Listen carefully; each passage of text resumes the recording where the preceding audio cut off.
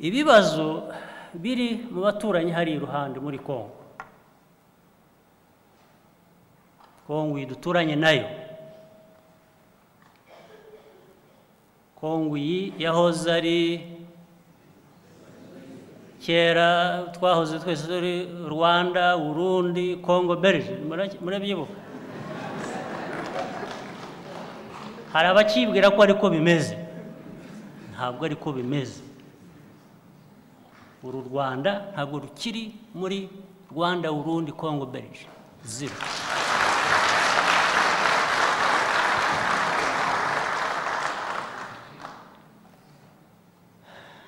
Hanyuma ibibazo biri hariya muri Kongo ababiteye barabizi bariyizi. Ibibazo by'imyaka y'ikinyejana kindi tuvuyemo na mbere yaho. Barangiza bakajya kubaza u Rwanda impamvu hari abarwandofone muri Kongo. Babisubiza ari bo babajyanye bari bo babisubiza.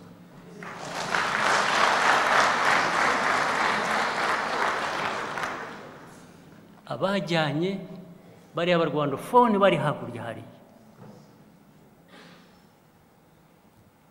who are persecuted every day. And these people who give us lessons about human rights keep quiet and condone what goes on against them. And they turn around and blame Rwanda for the problems of Congo. They should bear the problems themselves.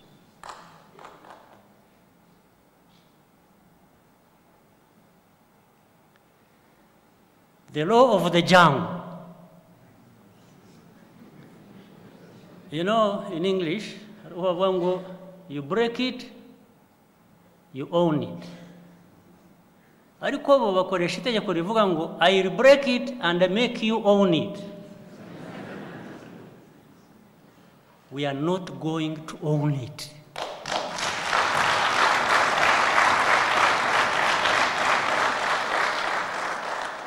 We are not. Even with these threats every day, threats of aid, threats of whatever list you have, you are just dead wrong.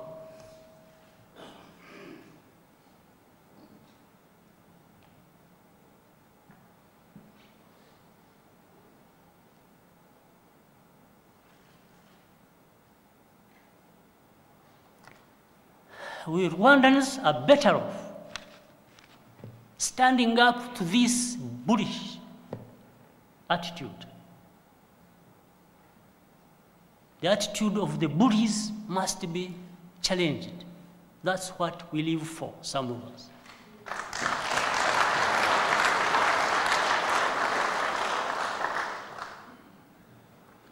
We are better off that way. If you don't, you are terribly worse off.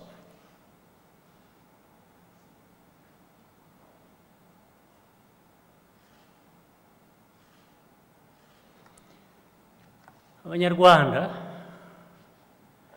kutiha agaciro ukemera gukubitwa za nkwe navugaga. Iyo ubyemeye uri hanyuma yo kubyanga ukabirwanya. Iyo byanze ukabirwanya ukiberaho nk'uko wayeho, ukibeshaho nk'uko ushobora kwibeshaho, niho dufite inyungu kurusha gupfukama ukaramya abashaka kukwica.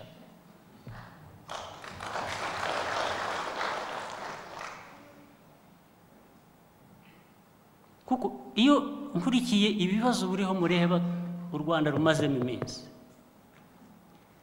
ushakisha the real justification for it. you will help me. I can't find it.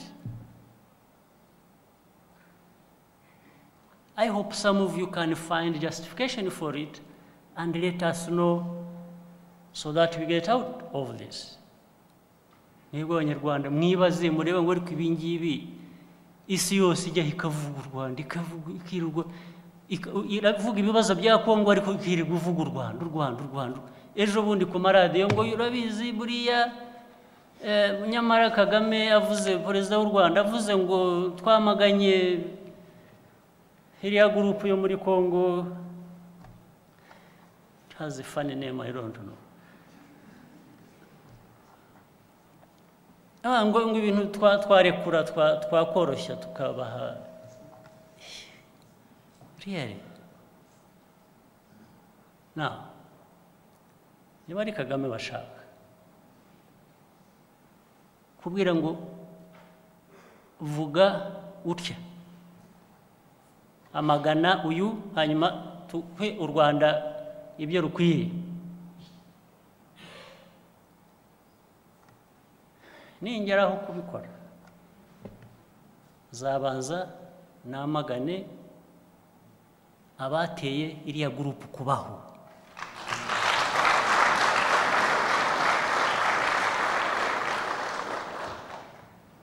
Zabanza namagane leta itubaha abanyagihugu ikwiriye kuba iyobora ikorera, namagane ni international community isa nitagira amaso isa nitabona.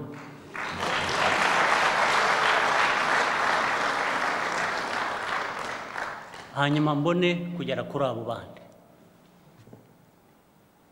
baba M23, baba leta ya Congo, baba international community, bose kuri ye they are ideologically bankrupt.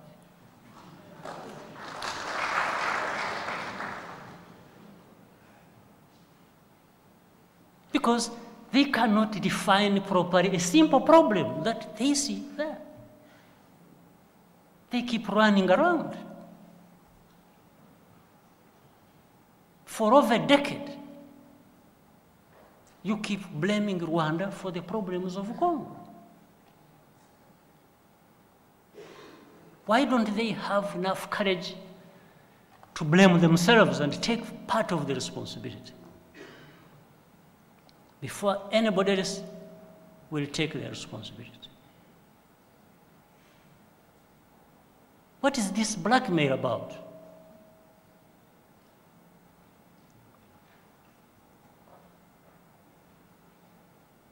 Aid?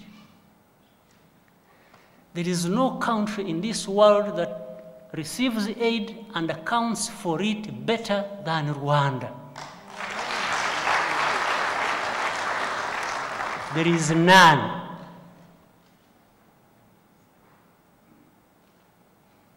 So the problem, I'm not sure these people who give us aid want us to develop. No. They give you aid and expect you to remain beggars.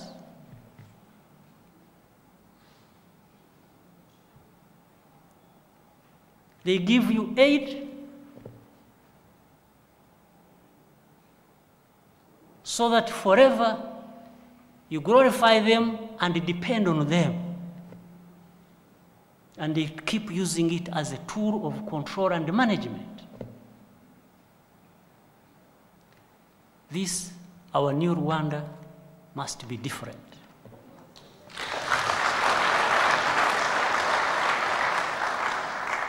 And I will not stop telling my fellow brothers and sisters, Africans, to just wake up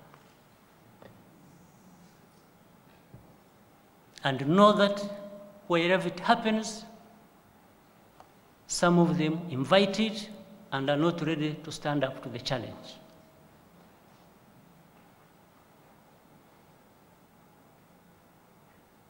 They better stand up and get ready to stand up to this challenge.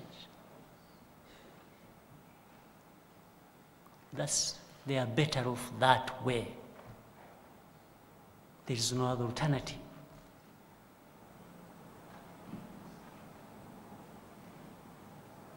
Just Africans refuse to be treated as nobodies.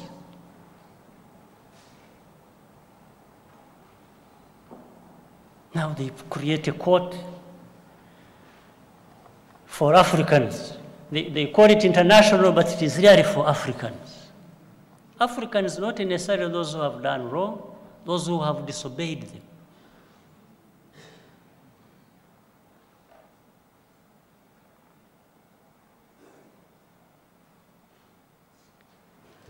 They pretend, they tell us, oh, they are going to punish people who are involved in the recruitment of child soldiers. They don't pursue those who kill children.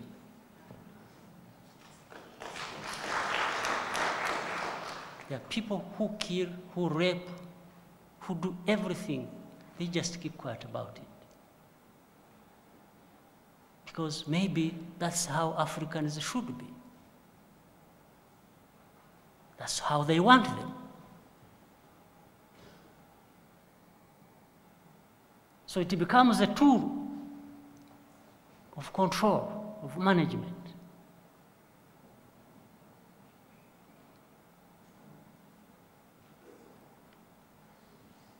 If you are killing your own people, if every day you are inciting people to kill other people, then they will not show up. They will be quiet, because after all, I think even to them, there are some people really who deserve to be killed.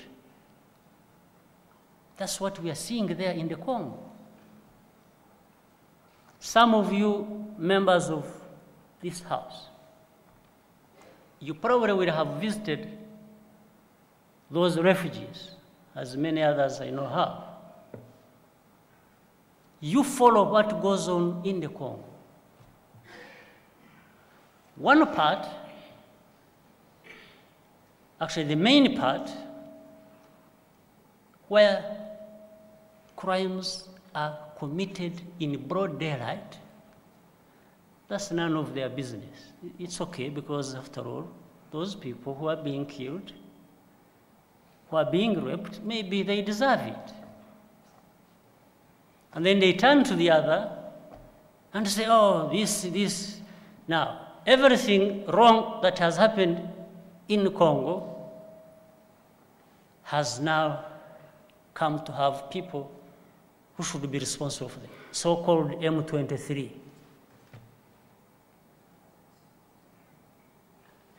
People who are raped and killed in Kinshasa blame M23, and Rwanda must condemn that. People killed in Kindu, in Uvira, wherever, M23. You know, Rwanda, why not? People who raped young girls who are in those refugee camps. No, M23. Even now, M23, that territory they talk about, that is occupied by that group.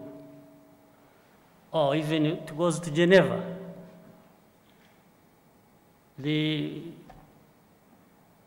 Commission of Human Rights, UN Human Rights, oh, these are the worst criminals. In that territory, they are raping, well, there is a bigger territory where worse things are happening. If that was happening, it does not cover up what is happening even on the hands of government.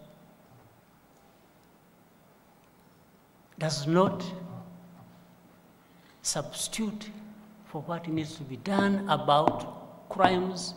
So if I'm condemning, if you ask me to condemn people or to blame them for anything, I know where to start from. I can't be like these people.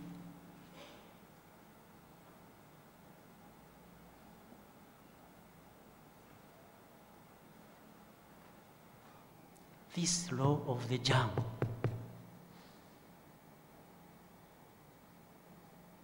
this persecution of people, even at an international level, is just unbecoming.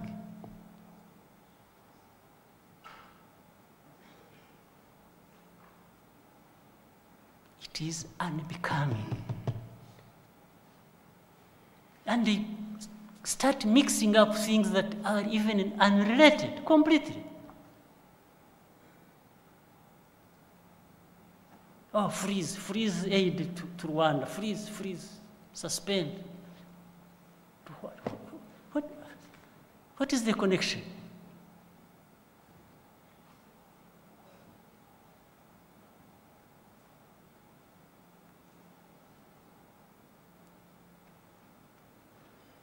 This injustice does not make us compliant, this injustice.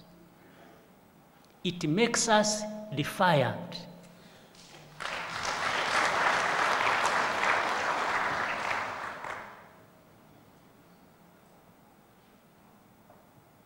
I'm not one of those who would be made to comply by means of injustice done to my people, to my country.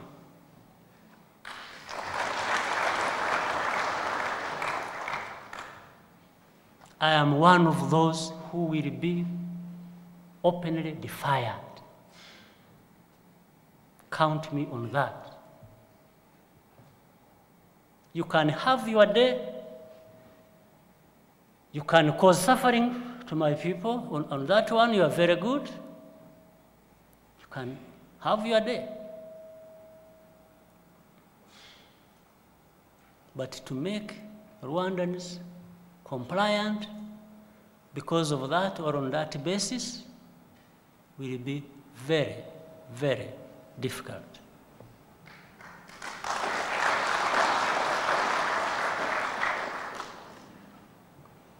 I know I am speaking for Rwandans. I know I am speaking for these Africans, many of whom will not stand and say it.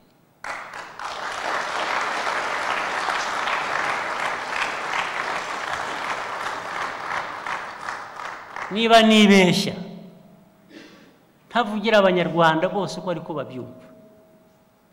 Niba nibeshya ko ntavugira abanyafurika ko ariko babyumva. Ku banyarwanda icyambere muzansabe ndeke kubayobora kandi uwo munsi nzabireka.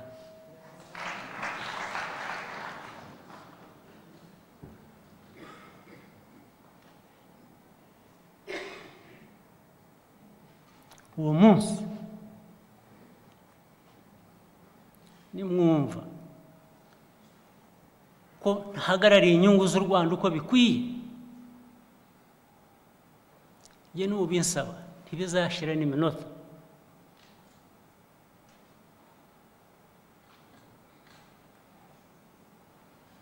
Ariko aka gasuzuguro, this injustice cannot and should not be tolerated.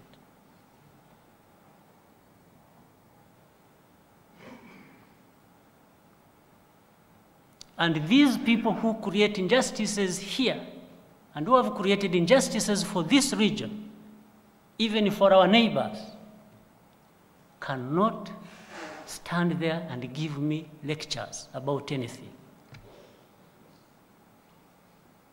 They cannot.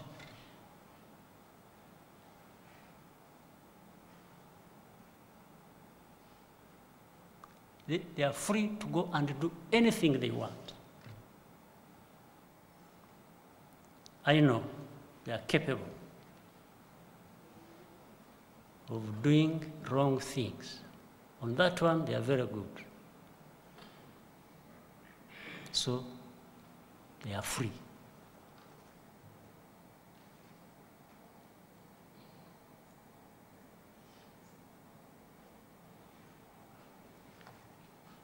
We are doing our best.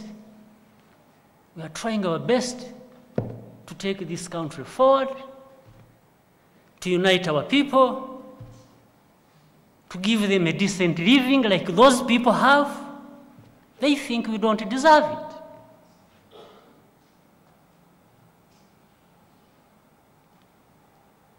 They think we don't deserve the same development, the same value as they have.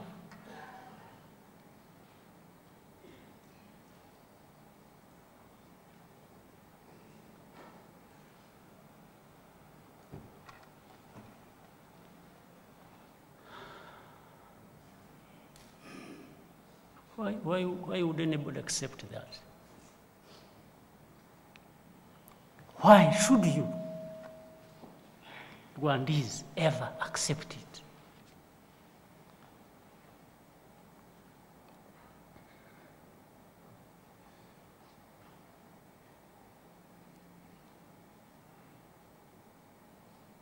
Why? So, the only crime we have committed is to be trying our best to be decently making progress. That's a crime. That's a crime.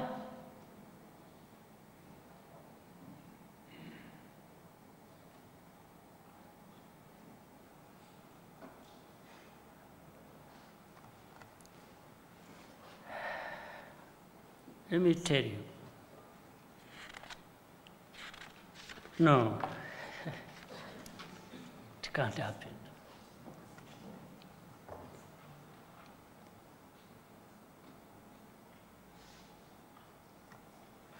It should not happen. It should not be allowed.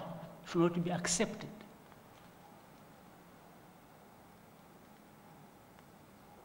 Let's continue to decently do what we can do. Those insults thrown upon us every day, you ignore them.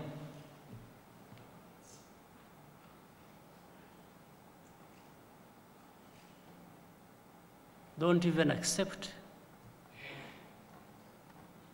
to put these unhappy faces on because they think they've got you where they wanted you.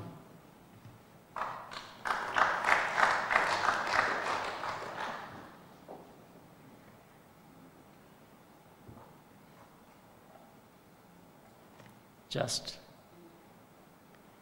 let us continue doing our best.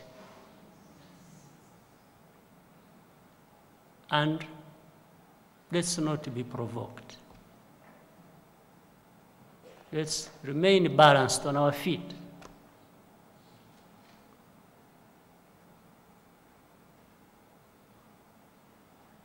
Let's keep mastering our art of getting the most out of very little we have in our hands.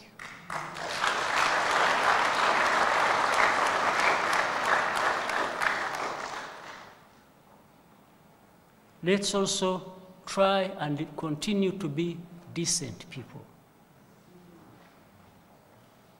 Because some of these injustices and insults and everything happens because of two reasons, mainly. One reason is that some Africans also continue to make horrible mistakes. And of course, that is a good excuse for people to come in and make it worse for you, not any better. The other reason is our weaknesses in terms of institutions and our own integrity to be focusing on how to deal with our problems ourselves, or at least taking the lead in resolving our problems. So they go through that. Those are cracks through which they will come in and cause you worse problems. Icyo mvuga ni iki mu Kinyarwanda ku Banyarwanda, kuvuga ngo ibi byose impamvu abantu bitwaza cyangwa ikibikera nuko no muri Afurika hari abantu bamwe bagikora amakosa badakwiriye kuba bakora.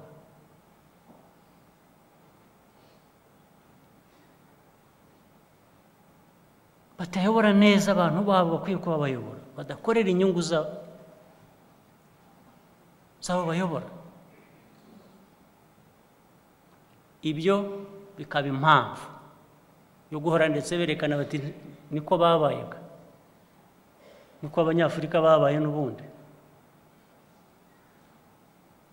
Kubwo bakaboneraho banyura, bakabonaho banyura kuza kubashyiraho babashakanye kuri baho mukwiye. Icya kabiri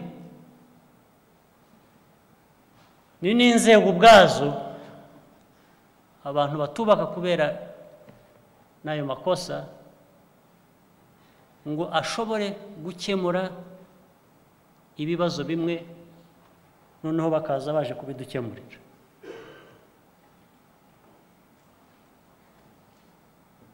Niho bituruka.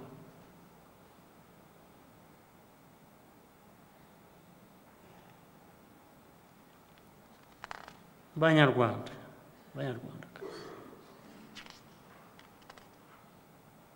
you should not accept to be victims. Ntimukishyire mu mwanya nk'aho muri ahantu abantu bakwiye guhora babagirira imbabazi, baba mwivaneyo.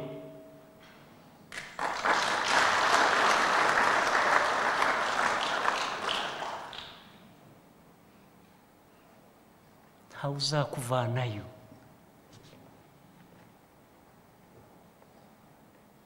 Ariko hari ubwo umuntu aba get confused. Nabo bose ibyo mvuga uhura n'abantu, hari abantu bazima hanze aho ngaho, hari abantu bazima bumva kandi ubona bashaka kuko bari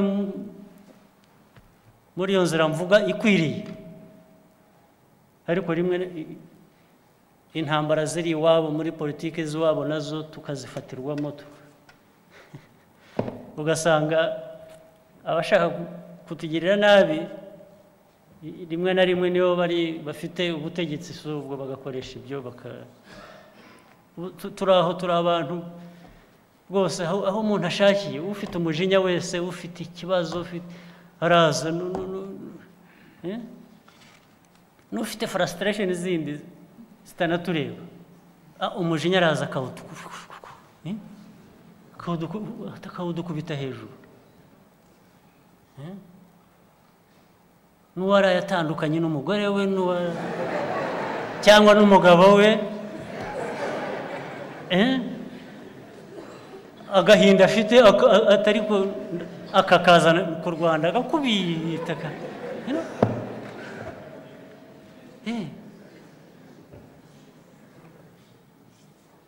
Honestly, some of these things are done us because people can just do it. They don't have to have a justification. No. First of all, they are the law unto themselves. Nibo amategeko kuri bo bumva amategeko. Icyo bavuze nicyo cyubahirizwa, icyo bashaka nicyo kigomba gukora, n'amategeko bakayumvisha ko ruko n'inzego zindi zibishinzwe, even international,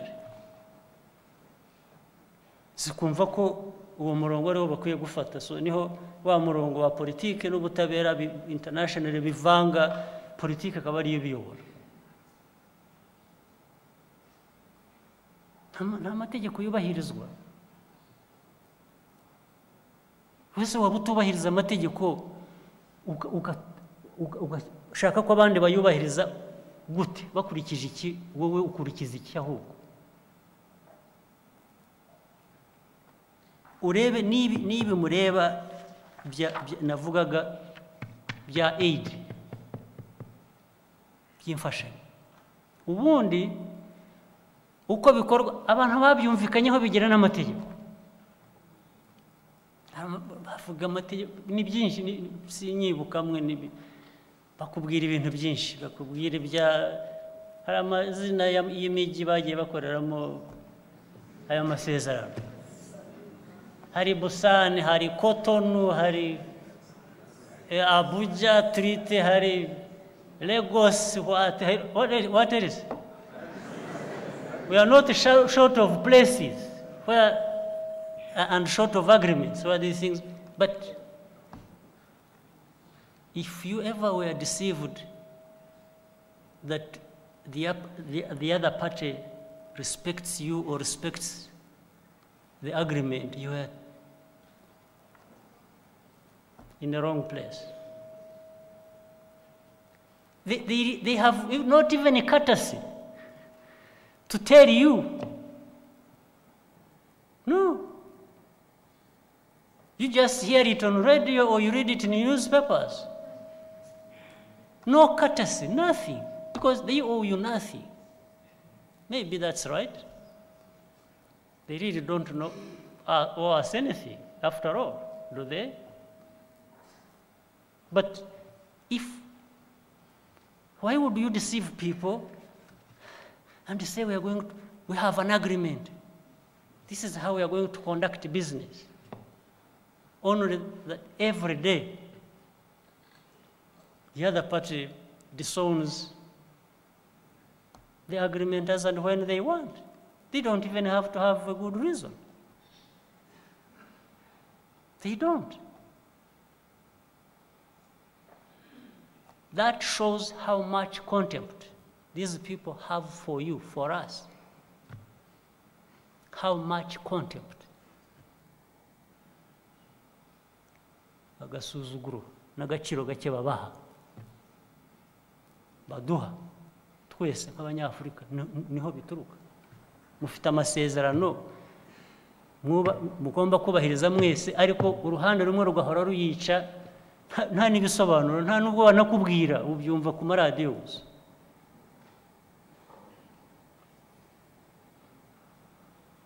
ubyumva ku maradiyo ntacyo bagomba kugusobanurira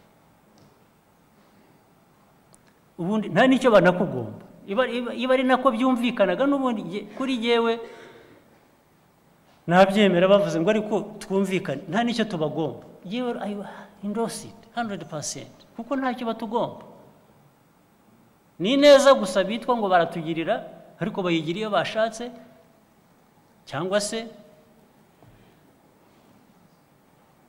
iyo wirurwa ntabwo namenya n'ibyo bashaka ko umuntu akora kugira ngo ntabwo simbyumva hari nubwo uvuga uti ariko bimwe bajya bavuga ngo bakurikira intere zabo hakaba n'ubuvuga ariko intere nahagaze mu nzira nabujije guhita yabo ni iyi nayo ntuyibone ukibaza utari intere nagiye mu nzira yayo nkayibuza guhitamo ni iyi nayo ukayishaka ukayibura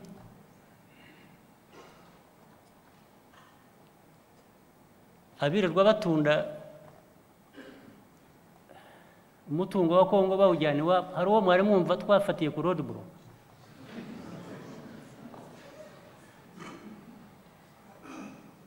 hari uwo mwari mwumva hari uwo dutangira tumubaza ngo ariko uwo mutungo wa Afurika urawujyana he ashwi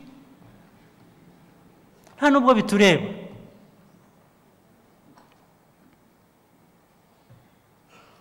ariko nabyo ejo bazahindukira bavuga ngo ariko umutungo wa Kongo abanyarwanda niwo ubakijije umutungo wa Kongo ubudakiza abanyekongo ba nyirawo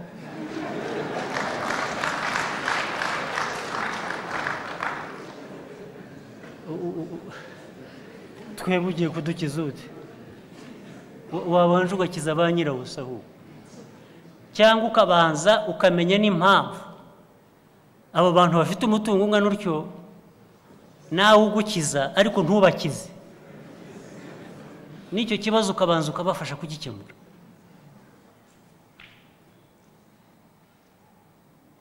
Babanje bakabafasha no kugira ngo uwo mutungo ubanze. Erega nabo banyehugu ugasanga nabo baririmbye iyo ndirimbo, baravuga indirimbo y'uko u Rwanda rukize kubera umutungo wabo.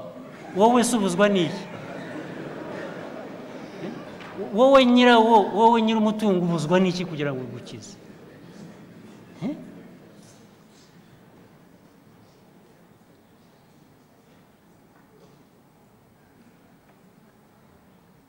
Twebwe dukizwa n'umutungo w'ibindi bihugu. Umutungo w'ibindi bihugu nemera udufasha ni ya nkunga baduha barangiza bakayitwara aho bashakiye. Ibyo ngibyo sinabihakana, ahubwo kenshi turanayibashimira nuko batumva.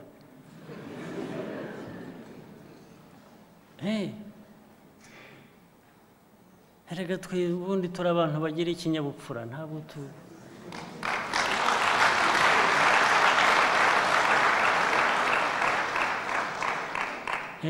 ntabwo waduha ngo tubure kukwitura nibura ishimwe.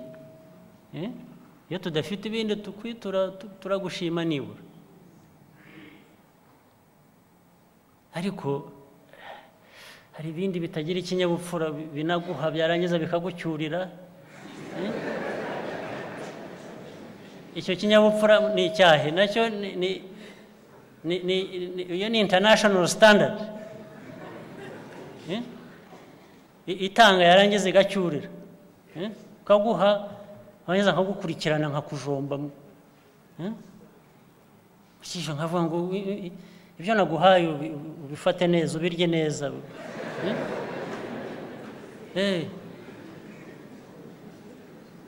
nkagukurikirana no mu gikoni nkajya kureba uko wabitetse. Ubose ni umuco wahe? Nta muco. Abantu na society bagira umuco, ubundi haba umuco. Ariko iyo birimo agasuzuguro, iyo birimo umwirato, iyo birimo kumva ko, ariko se wagira ingufu ntugire.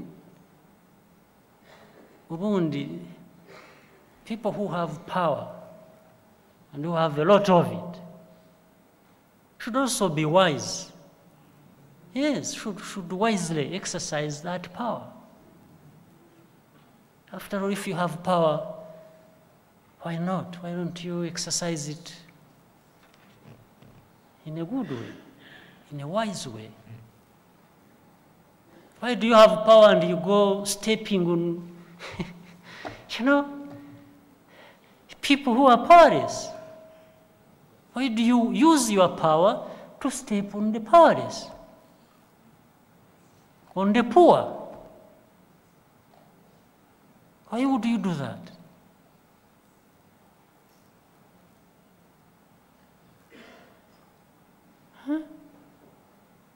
This is what people must. No. When the powerful get angry, it's not justified. But the powerless have a lot of justification many times to be angry.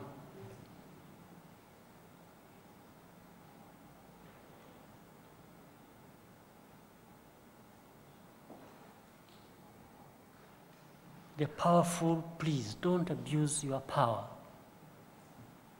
Kugaragura, gufata umuntu ukennye cyangwa imbaraga nke ukamugaragura, ntabwo bibaho.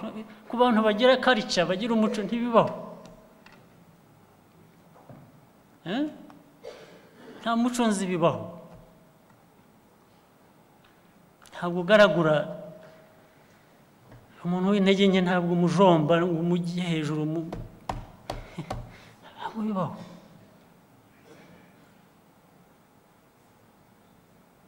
can only happen in this world itagira umuco. But the weak, the poor, the powerless,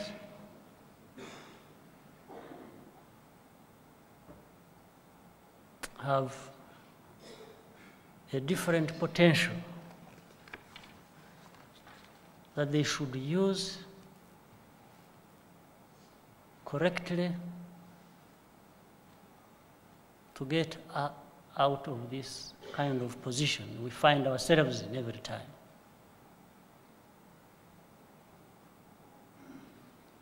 There is another kind of power that we have, we should use.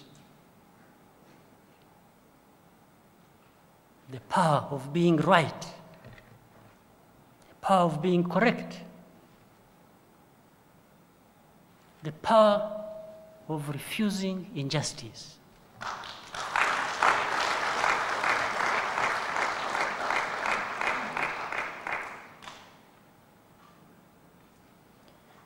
So, you will keep hearing from me on this.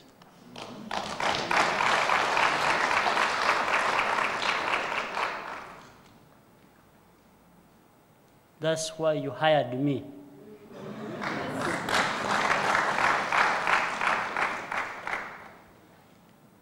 And I would be happy that some of you, or all of you, should be thinking about how we continue with this attitude yo kwiha agaciro. I want to beg you so that even after me, you should have somebody who continues on the same path.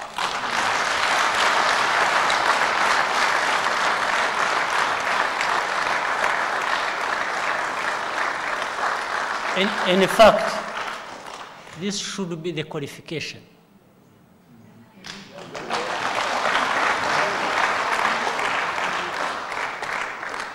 The qualification for one who will step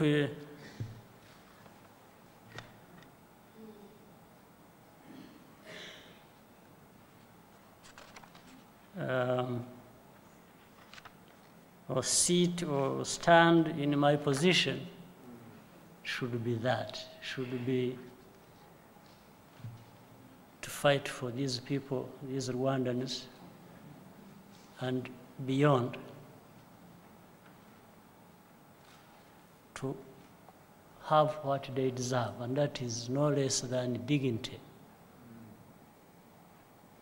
Agaciro dukwiriye kuba dufite abagaha abanyarwanda are the people who should govern abanyarwanda. God bless you.